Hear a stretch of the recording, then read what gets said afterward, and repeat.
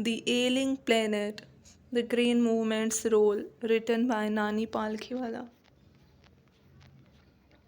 One cannot recall any movement in world history which has gripped the imagination of the entire human race so completely and so rapidly as the Green Movement, which started nearly 25 years ago in 1972.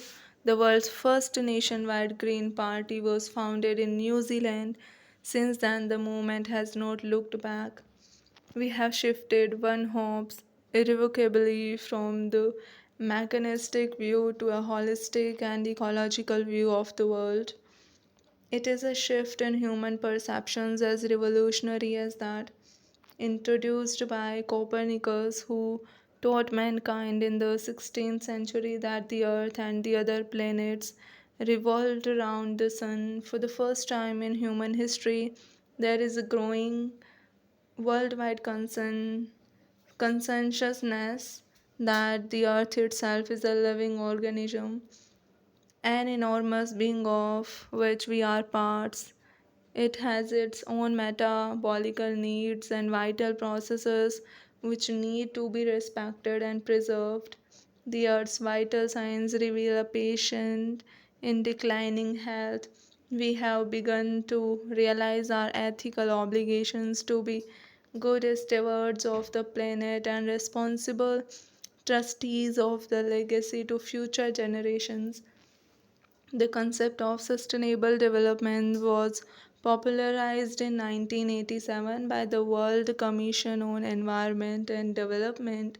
In its report, it defined the idea as development that meets the needs of the present without compromising the ability of future generations to meet their needs, that is, to without stripping the natural world of the resources future generations would need. In the zoo at Lusaka, Zambia, there is a cage where the notice reads, "The world's most dangerous animals." Inside the cage, there is no animal but a mirror where you see yourself. Thanks to the efforts of a number of agencies in different countries, a new awareness has now dawned upon the most dangerous animals in the world. He has realized the wisdom of shifting from a system based on domination to one based on partnership. Scientists have catalogued about 1.4 million living species with which mankind shares the earth. Estimates vary widely as regards the still uncatalogued living species. Biologists reckon that about 3 to 100 million other living species still languish unnamed in ignominious darkness. One of the early international commissions which dealt inter alia with the question of ecology and environment was the Brand Commission, which had a distinguished Indian as one of its members. Mr. L.K. Jha, the first Brand report raised the question, are we to leave our successors a scorched planet of advancing deserts, impoverished landscapes, and ailing environment? Mr. Lester R. Brown, in his thoughtful book, The Global Economic Prospect, points out that the Earth's principal biological systems are four: fisheries, forests, grasslands, and croplands, and they form the foundation of the global economic system. In addition to supplying our food, these four systems provide virtually all the raw materials for industry except minerals and petroleum derived synthetics.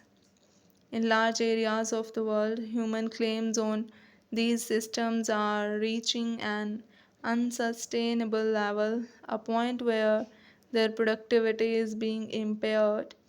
When this happens, fisheries collapse, forests disappear, grasslands are converted into barren wastelands, and croplands deteriorate. In a protein conscious and protein hungry world, overfishing is common every day. In poor countries, local forests are being decimated in order to procure firewood for cooking. In some places, firewood has become so expensive that what goes under the pot now costs more than what goes inside it.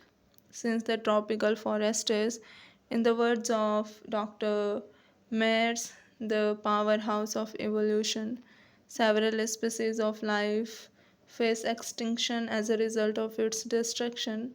It has been well said that forests precede mankind, deserts follow. The world's ancient patrimony of tropical forests is now eroding at the rate of 40 to 50 million acres a year, and the growing use of dung for burning deprives the soil of an important natural fertilizer.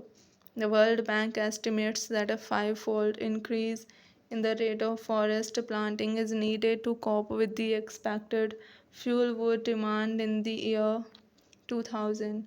James Speth, the president of the World Resources Institute, said the other day, "We were saying that we are losing the forests at an acre a second, but it is much closer to an acre and a half to a second."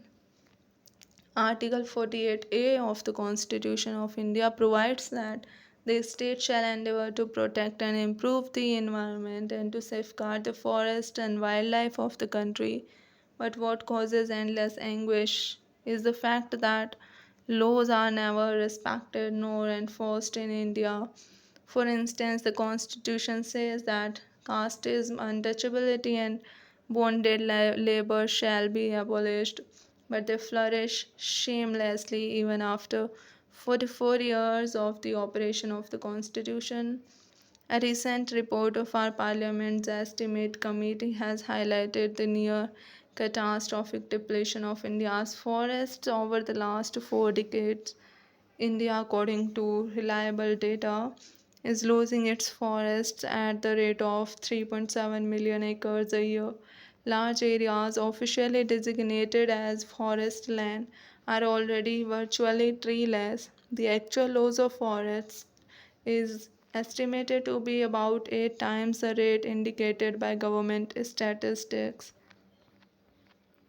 A 3-year study using satellites and aerial photography conducted by the United Nations warns that the environment has deteriorated so badly that it is critical in many of the 88 countries investigated.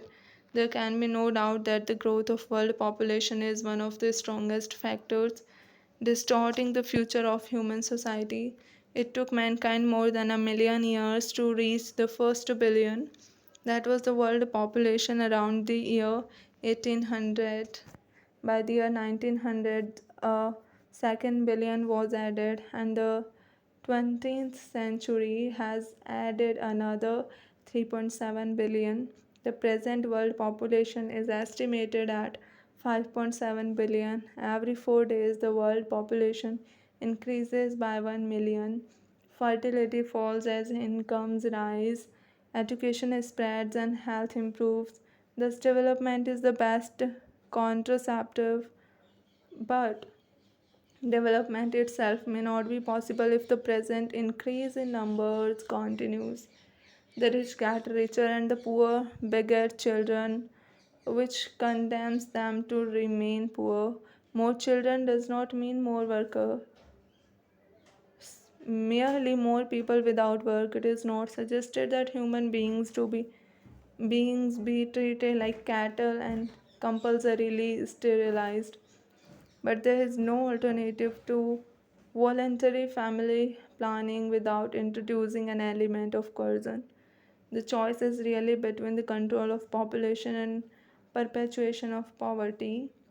The population of India is estimated to be 920 million today, more than the entire populations of Africa and South America put together. No one familiar with the conditions in India would doubt that the hope of the people would die in the hungry hutments unless population control is given topmost priority. For the first time in human history, we see a transcending concern, the survival not just for the people but of the planet. We have begun to take a holistic view of the very basis of our existence. The environmental problem does not necessarily signal our demise, it is our passport for the future.